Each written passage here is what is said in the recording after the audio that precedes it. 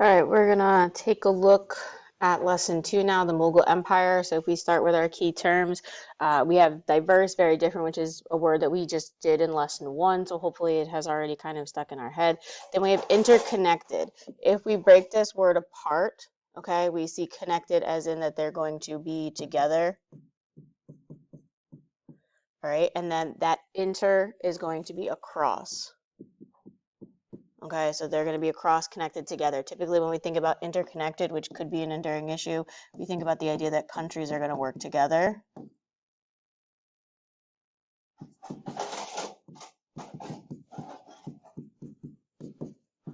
Or that we may end up with people working together. Society, just in general, organized group of people who have something in common. So when we're thinking about societies, we could be looking at religion, culture, location, politics, nationality, purpose, but it's any grouping of people, okay? And then when we think about unified, to bring together a single unit, when we see this word, this UNI, it's telling us that it's going to be one. So very similar to the idea of uniform, all right? You're going to have one form, one idea. And then this word is one of our key words. So tolerance, accepting of others, even though they are different from you. If you practice tolerance, you are a tolerant person. Okay, so we are looking at these differences, this diversity, and we are accepting of it. We are going to allow it. We are going to work with it. Okay. So the Mughal Empire is in modern day India.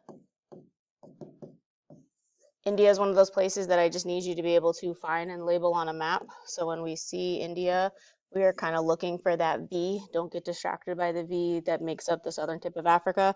Look just a little bit farther over to the other side of Africa. So like Africa's over here. Is this where our map?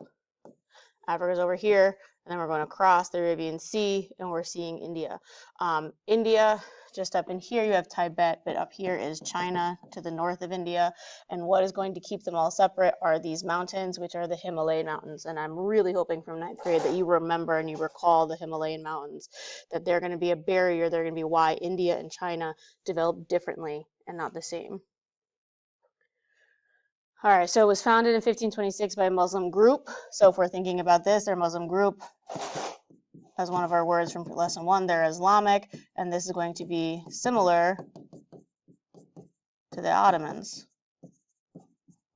Okay, the Mughal Empire was in control of modern-day India during the 16th and 17th centuries. When you're trying to figure out what years are the 16th and the 17th centuries, we subtract 1 from the century. So the 16th century, you would subtract 1, so it's the 1500s. Okay, and that's how you figure out the years. The Regents is famous for putting century in the question and then having years in the answer to just make sure that you know that.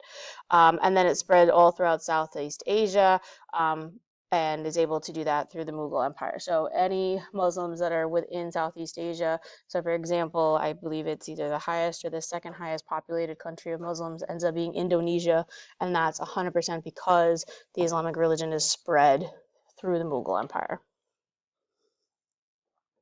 All right, for the most part, the Mughals are pretty tolerant of Hinduism in their country. So the Mughals are Muslim. We can remember that from the M and the M. So Mughal, Muslim, those two M's. However, for the most part, starting in the beginning, when we start with Akbar the Great was very famously tolerant, and you'll see that when you read a little bit more about each of these Muslim rulers. He united both Hindus and Muslims. He gave them some Hindus, jobs in their government. He allowed them to do different things. However, when we get to the grandson, so not the son, but the next one down, Shah Jahan, he has little to no sympathy. Hindus had to pay special taxes. He ordered the destruction of many Hindu temples. And so here, Akbar tolerant.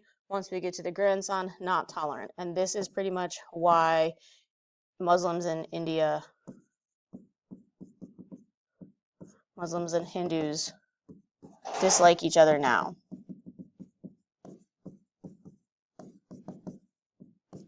When we get to India becoming independent and forming into Gandhi, what you're going to end up with, Gandhi is going to kind of preach for, again, back to this toleration. But once they're given their ability to kind of remain independent, what we're going to notice and what we're going to see is that Muslims want their own separate country, and now we still have conflict between India and Pakistan because of this. So the northwest and northeast regions converted to Islam to avoid these taxes.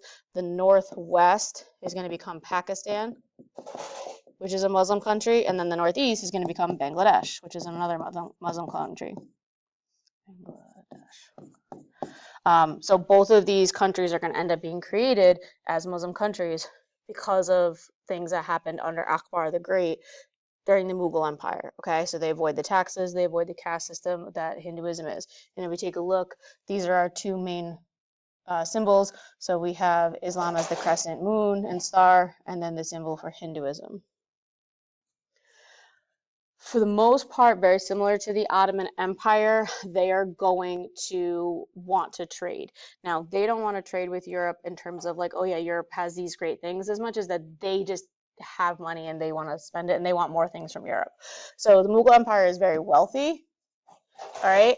And they basically surpass what Europe is able to do. Europe at this time in the 1500s, we're only getting out of the Dark Ages for the last like 100 years or so. They're not really getting it together. But Europeans want the resources that the Mughals have. For the most part, they want their spices and they want dyes for clothes. Okay. Europeans set up trading posts, very similar to Ottoman, who both are going to trade.